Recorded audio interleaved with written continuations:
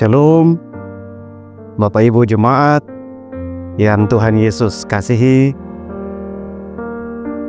Berjumpa lagi di saat ini, kita patut mengucap syukur kepada Tuhan karena atas perkenaan Tuhan bagi kita semua. Dan kita hendak memasuki bulan yang baru, bulan ke-6 di tahun 2025. Tetapi sebelum kita melangkah ke bulan yang baru, saya mengajak kita membuka dari bagian firman Tuhan di saat ini yang akan kami baca bersama, kami renungkan dan kami belajar melalui firman-Nya. Firman yang saya pilih untuk mengawali perjalanan kehidupan kita di bulan yang baru dari kitab Perjanjian Baru, Injil Matius pasalnya yang kelima.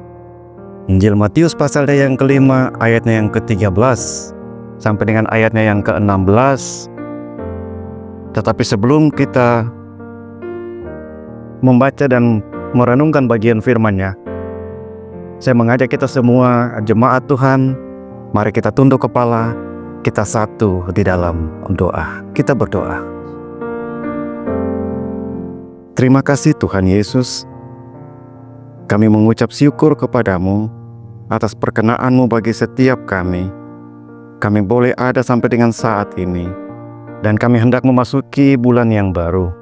Sebelum kami melanjutkan kehidupan kami di bulan yang baru, bulan ke-6 di tahun 2025, kami akan mengawalinya dengan belajar dari firman-Mu yang hamba pilih dari Injil Matius pasalnya yang kelima, ayatnya yang ke-13 sampai dengan ayatnya yang ke-16. Ajari kami untuk terus belajar melalui firman-Mu ini Tuhan, supaya kami boleh mengerti dan mengetahui apa maksud firman-Mu bagi setiap kami. Berfirmanlah bagi kami ya Tuhan. Kami siap membaca bagian firman-Mu. Hanya di dalam nama-Mu yang kudus kami berdoa. Haleluya. Amin. Bagian firman Tuhan yang saya pilih di saat ini terambil dari kitab Perjanjian Baru, Injil Matius pasalnya yang kelima, ayatnya yang ke-13 sampai dengan ayatnya yang ke-16. Saya akan membacanya bagi kita semua, Bapak Ibu Jemaat yang menyaksikannya. Matius pasalnya yang kelima ayat 13 sampai dengan ayatnya yang ke-16 dengan perikop pembacaan kita. Garam dunia dan terang dunia. Ayat 13, kamu adalah garam dunia. Jika garam itu menjadi tawar, dengan apakah ia diasinkan? Tidak ada lagi gunanya selain dibuang dan diinjak orang. Kamu adalah terang dunia. Kota yang terletak di atas gunung tidak mungkin tersembunyi. Lagi pula, orang tidak menyalakan pelita lalu meletakkannya di bawah gantang, melainkan di atas kaki dian, sehingga menerangi semua orang di dalam rumah itu. Demikianlah hendaknya terangmu bercahaya di depan orang, supaya mereka melihat perbuatanmu yang baik dan memuliakan Bapamu yang di sorga. Demikian bagian firman Tuhan yang akan kami renungkan bersama. Dikatakan berbahagia bagi setiap kita yang membaca, mendengar, dan memelihara firman-Nya dalam hidup kita tiap hari. Salam Bapak Ibu. Perikop pembacaan kita yang saya pilih dari Injil Matius pasal 5 ayat 13 sampai dengan ayatnya yang ke-16 begitu familiar bagi kita. Tetapi ini yang saya pilih untuk kita memasuki bulan yang baru, bulan ke-6 di tahun 2025. Untuk terus kita memperbaiki diri kita. Ketika kita berbicara tentang garam, kita berbicara tentang perjanjian. Ketika kita berbicara tentang garam, kita juga berbicara tentang rasa. Dan ketika kita berbicara tentang terang, kita juga berbicara tentang sumber hidup. Dan ketika kita berbicara tentang terang, kita juga berbicara tentang cahaya. Saya ingin mengajak kita semua memahami apa itu garam. Atau mungkin singkatnya saya akan bertanya kepada kita semua, seberapa dekat kehidupan Bapak Ibu Saudara dan saya dengan garam? Saya rasa tidak bisa terpisahkan kehidupan kita dengan garam. Kita hidup begitu berdampingan dengan garam. Tetapi di bagian firman Tuhan ini dikatakan sebagai perumpamaan yang diberikan Tuhan bagi kita. Garam dunia dan terang dunia. Dikatakan, kamu adalah garam dunia. Ketika garam itu menjadi tawar, dengan apakah dia diasinkan? Saya percaya dan saya yakin tidak ada yang bisa mampu mengasinkan garam. Karena garam adalah pokok dari rasa asin itu sendiri. Tapi tahukah Bapak Ibu Saudara, garam juga telah dipakai di beribu-ribu tahun yang lalu sebagai perjanjian umat Tuhan dengan Tuhan. Bahkan kalau kita melihat dari perjanjian lama, ada perjanjian garam yang diberikan, bahkan menjadi simbol keraguan. Kalau kita membaca di dalam Kejadian pasal 19, yang mana berbicara tentang kota Sodom dan Gomora. Ketika istri Lot dengan keraguan-raguannya, dia berbalik memandang kota itu dan jadilah tiang garam. Nah, dari sini kita belajar bahwa garam itu dipakai Tuhan sebagai perumpamaan dan juga sebagai simbol bagi kita. Dan di bagian firman Tuhan ayatnya yang ke-13 dikatakan, jika garam itu menjadi tawar, dengan apakah ia diasinkan?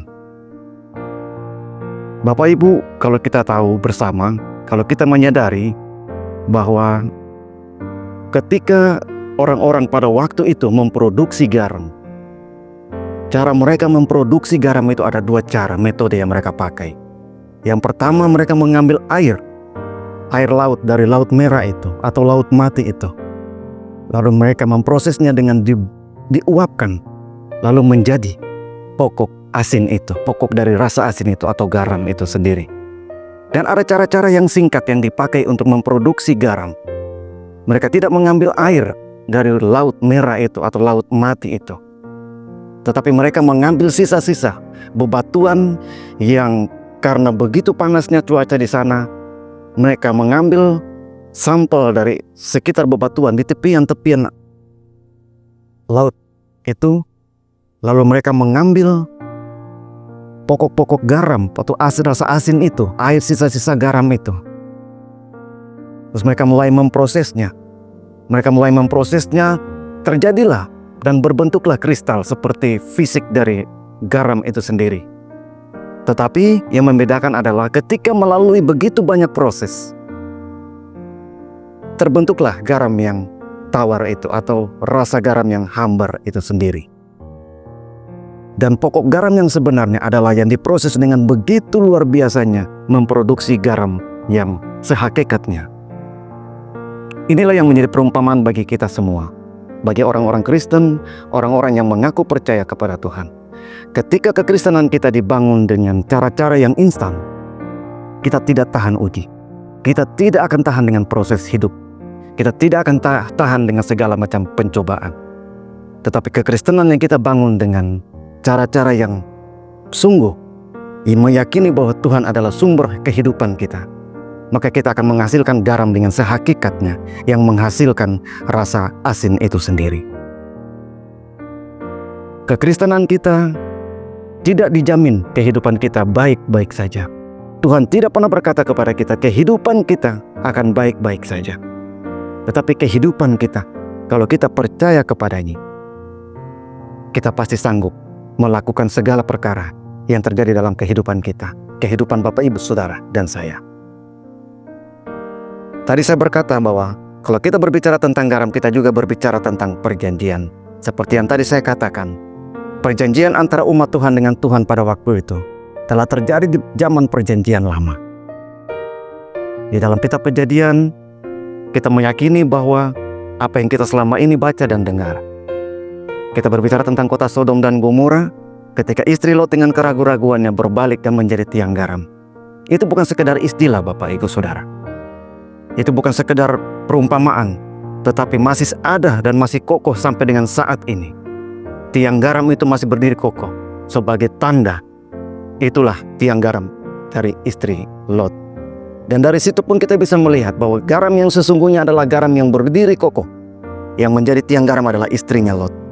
Tetapi karena begitu panasnya cuaca, suasana pada saat itu, ada lelehan-lelehan dari hakikat garam itu, dan berbentuk di bawah sekelilingnya itu menjadi bukit-bukit bebatuan. Dan itu juga menyerupai rasa garam, berbentuk kristal seperti garam.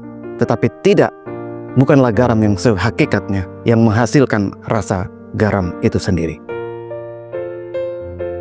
Dan yang berikut, saya mau katakan di ayat yang ke-14 dikatakan, kamu adalah terang dunia.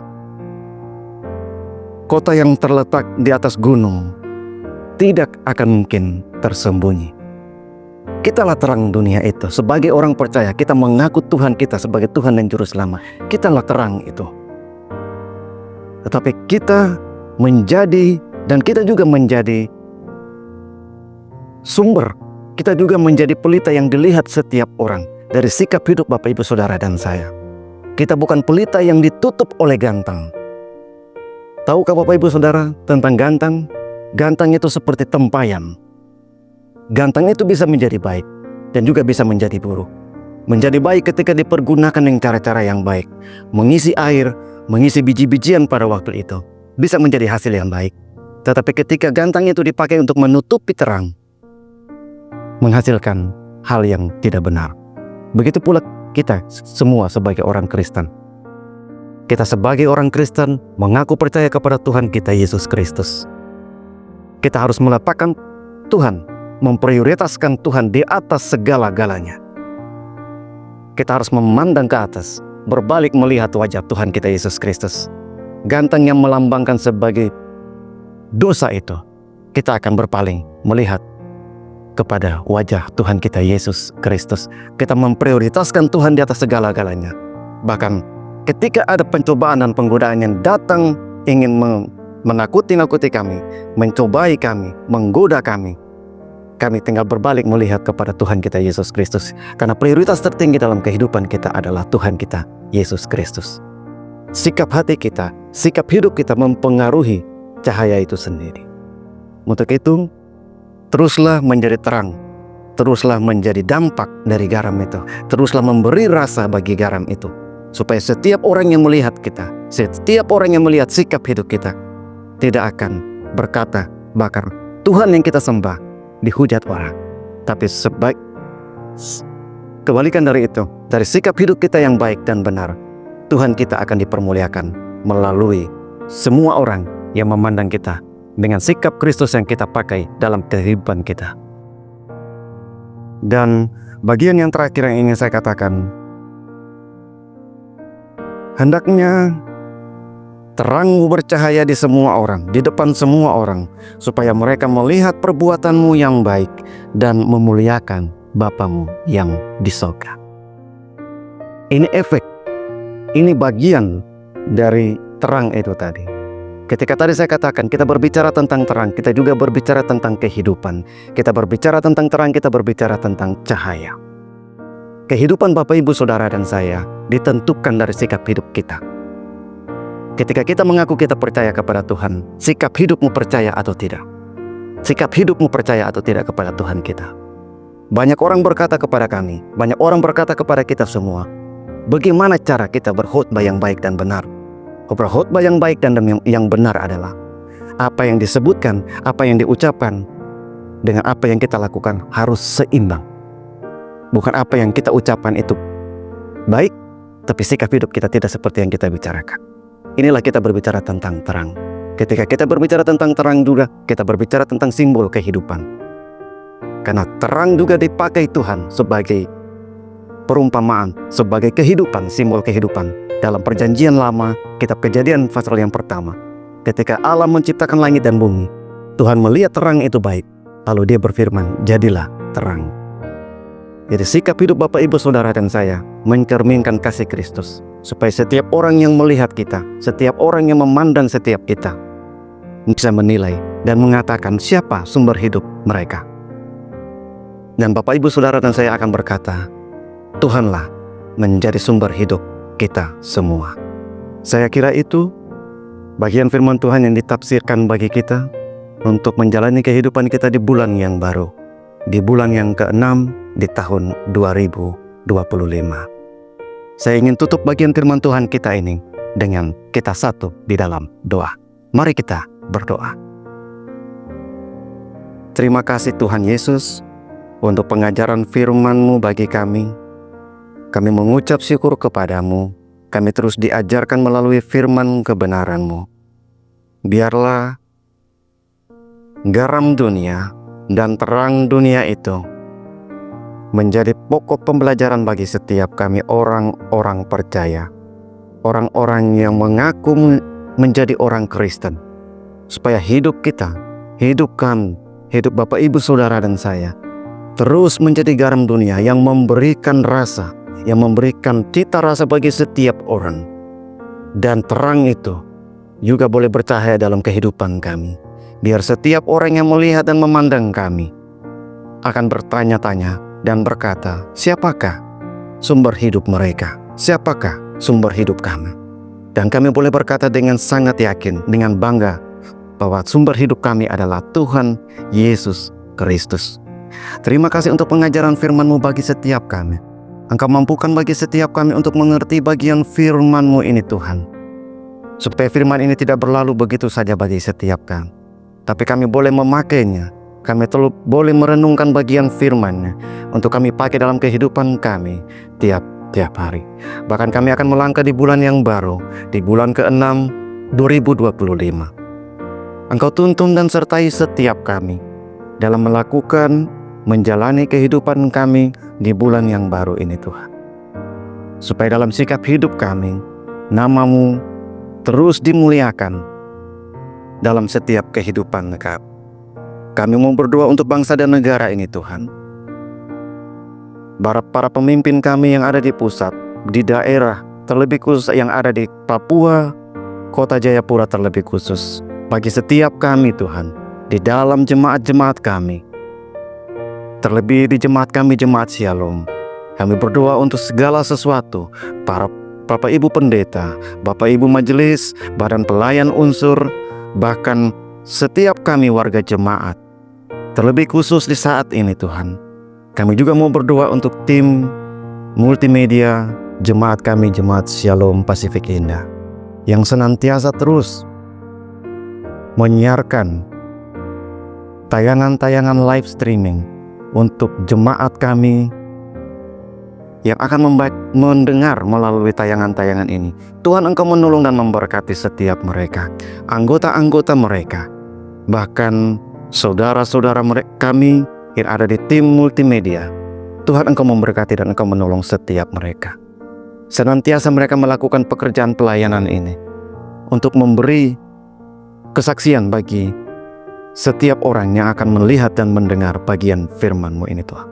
Terima kasih Bapa. Terima kasih ya Tuhan. Kami mau berdoa setiap warga jemaat kami, dari rayon yang pertama sampai rayon yang terakhir. Warga jemaat-Mu dari rumah yang pertama sampai dengan rumah yang terakhir.